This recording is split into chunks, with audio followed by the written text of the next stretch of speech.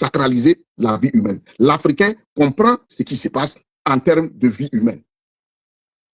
Et il ne faut pas oublier, quand je dis nous sommes le pays des Kizerbo, les Kizerbo là se sont battus. On avait dit que l'Afrique n'a pas d'histoire. Ils se sont battus toute leur vie pour travailler sur l'historicité de l'Afrique. Aujourd'hui, c'est les droits de l'homme. Là, les Africains, ils ne savent pas respecter les droits de l'homme. Mais ce que vous ne savez pas, malgré le niveau de développement scientifique de l'Afrique, l'Afrique n'a pas fabriqué d'armes létales. Est-ce que vous avez vu les civilisations africaines avoir des moyens pour tuer? C'est la flèche, c'est l'arc, c'est le gourdin, c'est la fronde, c'est des trucs comme ça. Mais regardez le monde occidental, les armes, l'argent qu'on met aujourd'hui dans l'armement. L'argent qu'on met aujourd'hui dans l'armement. Et les guerres qu'on crée, on affame des peuples. En Afrique, toutes ces guerres que vous voyez, c'est eux qui ont créé ça. C'est cette recolonisation africaine qu'on refuse.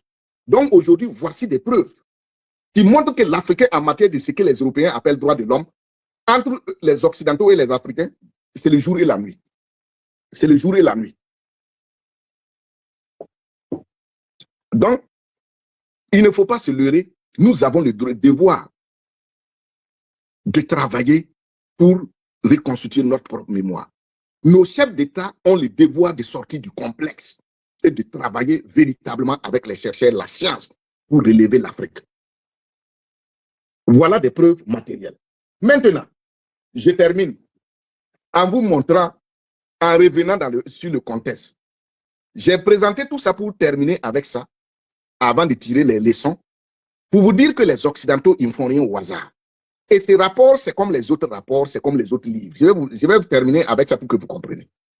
En 1986, il y a un autre anthropologue qui est venu au Burkina, qui a travaillé chez les Gouroussi, précisément dans le village de Bougnounou. Il allait étudier ces peuples-là et il publie un ouvrage, son nom c'est Maurice Duval. Si vous partez sur Amazon, sur Google, vous mettez Maurice Duval, vous allez trouver cet ouvrage. Totalitarisme sans État.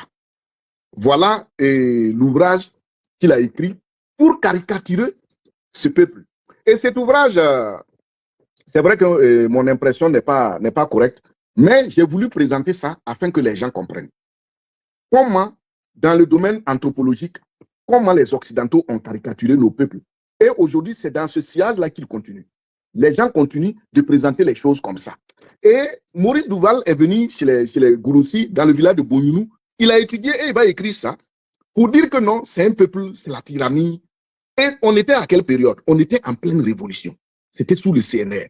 Et lui, il vient faire une telle étude. On a étudié cet ouvrage en anthropologie politique et en anthropologie des religions et du sacré avec mon professeur, paix à son âme, Blaise Bayeli, qui nous expliquait les enjeux des recherches scientifiques. Et lui-même, quand il est arrivé, l'étude était très difficile. Parce que ce qu'il est venu, il voit qu'il est en face d'un autre peuple. Et les questionnaires qu'il avait préparés, il dit lui-même, il a utilisé les questionnaires là. Un matin, il a brûlé, il a chauffé son café. Parce que, c'est-à-dire, c'était autre chose. Et il y a un monsieur qui lui a répondu que l'accueil que cette population lui a réservé ne méritait pas qu'il écrive des choses comme ça sur ce peuple. Parce qu'il veut parler de l'état primitif de l'État, il veut rentrer dans comment on appelle c'est des essais pour voir, théoriser sur la notion de l'État, de la gouvernance. Alors que l'Africain a créé l'État, l'Africain a créé l'Union. Mais pourquoi aujourd'hui des Européens pensent que les Africains sont sauvages? C'est parce que les Africains ne travaillent pas pour changer leur image. Les Africains n'investissent pas dans la connaissance. Donc Maurice Duval a écrit cette caricature, cet ouvrage pour juste parler de la dictature, de la barbarie, de la sauvagerie dans